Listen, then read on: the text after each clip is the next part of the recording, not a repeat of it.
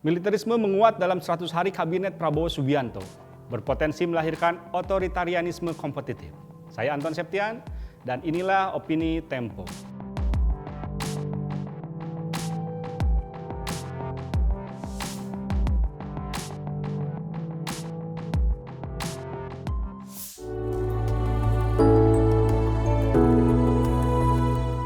Dari 100 hari pemerintahan Prabowo Subianto, kita bisa memperkirakan apa yang akan terjadi pada tahun-tahun mendatang, yakni militerisme menguat, supremasi sipil melemah, dan demokrasi ditubir jurang.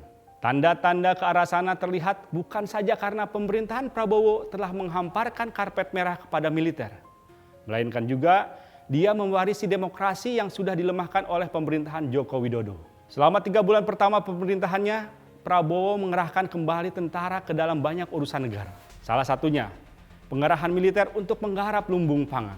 Contoh lainnya adalah penertiban kawasan hutan, makan bergizi gratis, dan penyelenggaraan haji. Tugas-tugas tersebut sebenarnya tidak termasuk dalam operasi militer selain perang, sebagaimana yang tercantum dalam Undang-Undang Tentara Nasional Indonesia. Dalam 5 tahun ke depan, militer akan semakin mencengkram. Hal ini terlihat dari Kementerian Pertahanan yang berencana menambah komando daerah militer dari 15 menjadi 37 hingga 2029. Setiap tahun selama 5 tahun mendatang, pemerintah juga akan menambah 100 batalion infanteri teritorial untuk mempercepat pembangunan. Setiap batalion akan memiliki kompi untuk mengurusi peternakan, perikanan, dan kesehatan. Seolah-olah masih kurang, batalion yang akan berada di bawah komando distrik militer ini juga akan mendapat bala bantuan dari 2 batalion komponen cadangan yang direkrut dari masyarakat sipil. Menguatnya militerisme semakin tidak bisa dibendung jika pemerintah dan Dewan Perwakilan Rakyat mengamandemen Undang-Undang TNI yang saat ini draft revisinya sudah masuk dalam daftar program legislasi nasional. Dengan merambahnya tentara aktif di jabatan sipil, militer kian menancapkan pengaruhnya dalam berbagai bidang.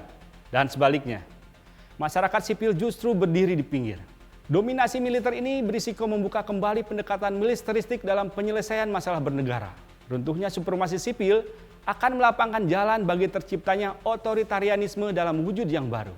Bukan otoritarianisme konvensional yang melenyapkan demokrasi dan meneror warga negara, melainkan demokrasi pura-pura. Ilmuwan politik Stephen Levitsky dan Lucan Wei menyebutnya otoritarianisme kompetitif. Inilah yang terjadi di sejumlah negara Balkan.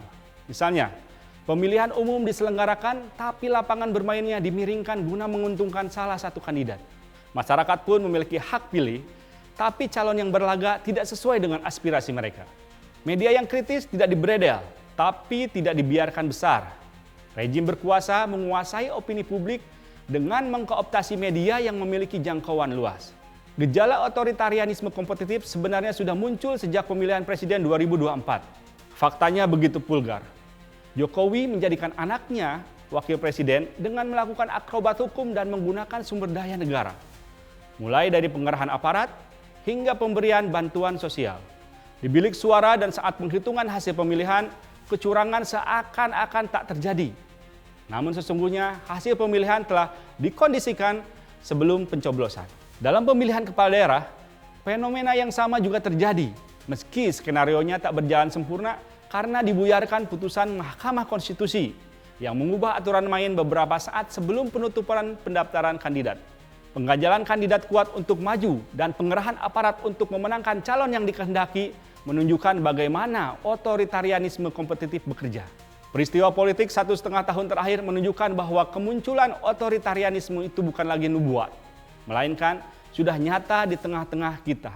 Dengan demokrasi yang sudah babak belur, yang jauh lebih lemah ketimbang pertama kali Jokowi menjadi presiden, Prabowo langsung mengkonsolidasikan kekuasaannya, menghimpun partai-partai dan elit politik untuk mendukung pemerintahannya saat ia dilantik menjadi presiden.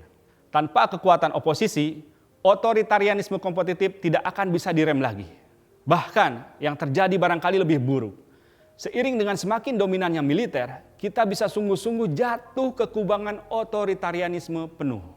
Simak opini dan liputan selengkapnya hanya di tempo.co.